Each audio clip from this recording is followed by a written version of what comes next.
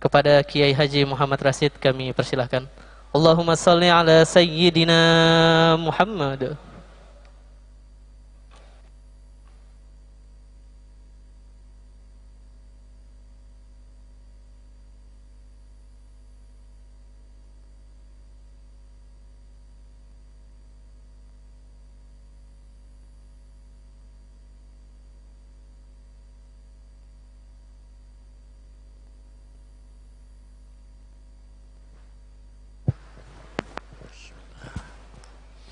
Assalamualaikum warahmatullahi wabarakatuh.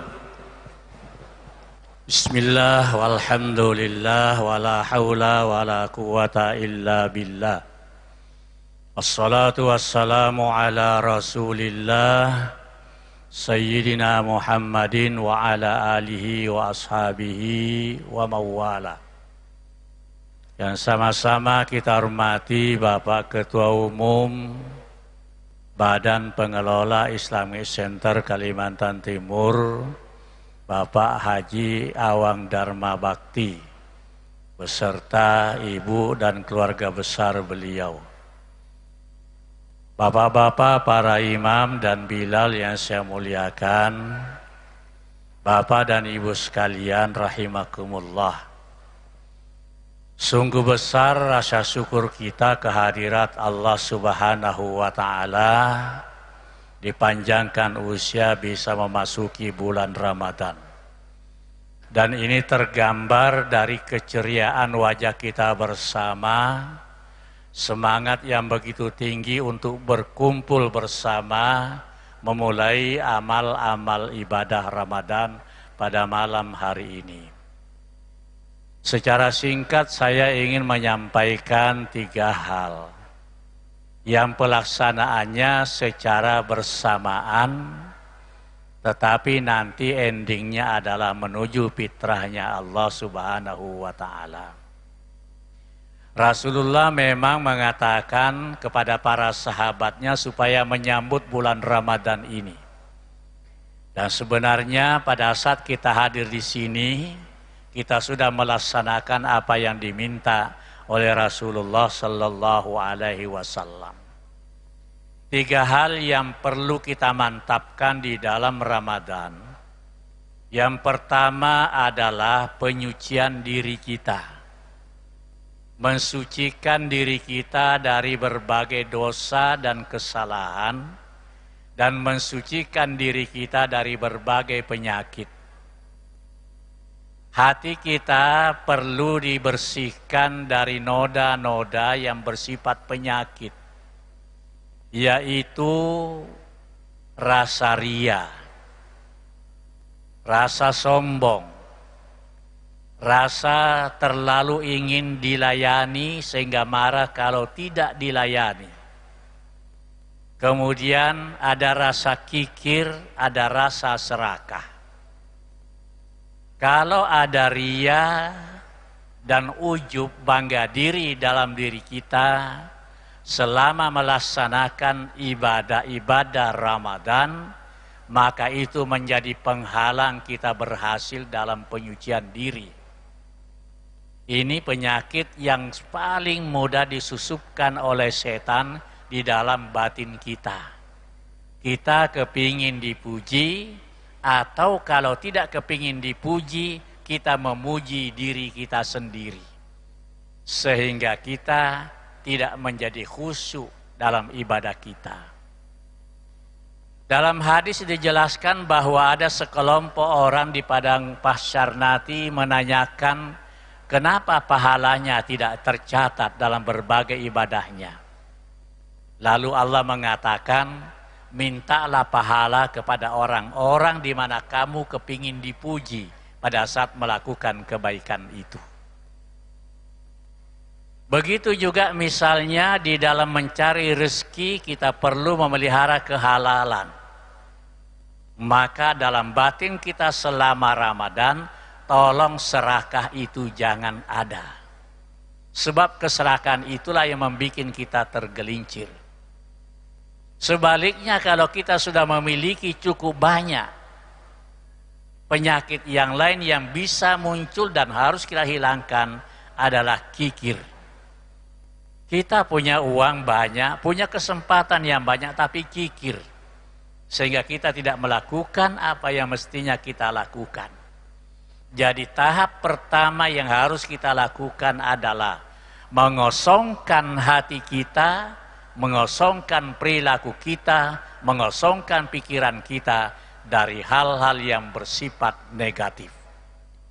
Insya Allah puasanya berhasil kalau ini bisa dihilangkan.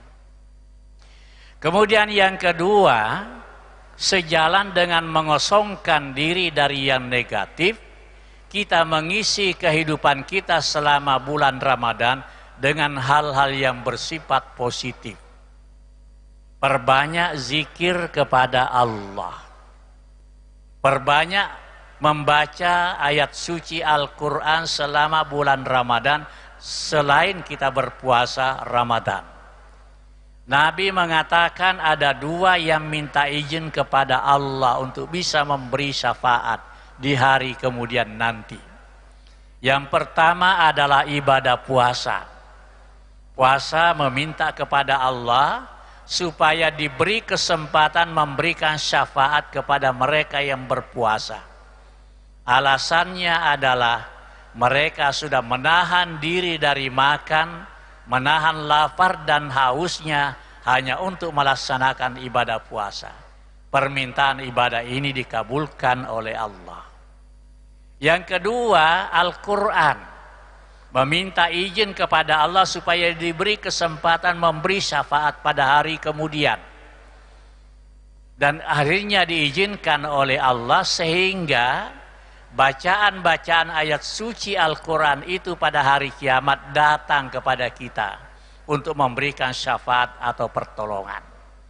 Oleh karena itu, di samping nilainya sangat tinggi selama ibadah puasa Ramadan, selama bulan puasa Ramadan, semua ibadah nilainya sangat tinggi, maka ini kesempatan untuk mengisi diri kita dengan amal-amal yang soleh.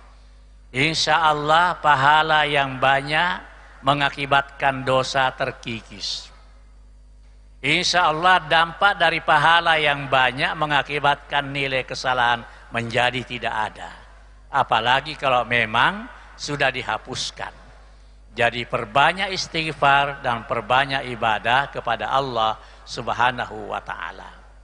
Dengan dua modal ini, yang ketiga yang bisa kita lakukan adalah mendekatkan diri kepada Allah dan memohon apapun yang kita lakukan kebaikan itu mudah-mudahan diterima oleh Allah Subhanahu wa ta'ala. Karena Allah yang maha baik hanya mau menerima yang baik. Ibadah puasa kita yang dilaksanakan dengan ikhlas, tanpa ria dan tanpa ujub, kemudian memakan makanan yang sahur dan berbuka dengan makanan yang halal. Itu kunci yang menjadi sebab ibadah puasa kita diterima oleh Allah Subhanahu wa ta'ala. Oleh karena itu, insya Allah bersih dosanya, pahalanya banyak, berdampak kepada keakraban kepada Allah. Kita menjadi dekat kepada Allah. Imam kita tadi membaca satu ayat tentang kunci orang yang doanya dikabulkan oleh Allah karena kedekatannya. Fal yu'minu bi wal yastajibu li la'allahum yarsudun. Hendaklah mereka beriman kepadaku dan menjawab panggilan-panggilanku. Puasa adalah panggilan Allah. Ibadah salat adalah panggilan Allah. Baca Al-Quran adalah panggilan Allah.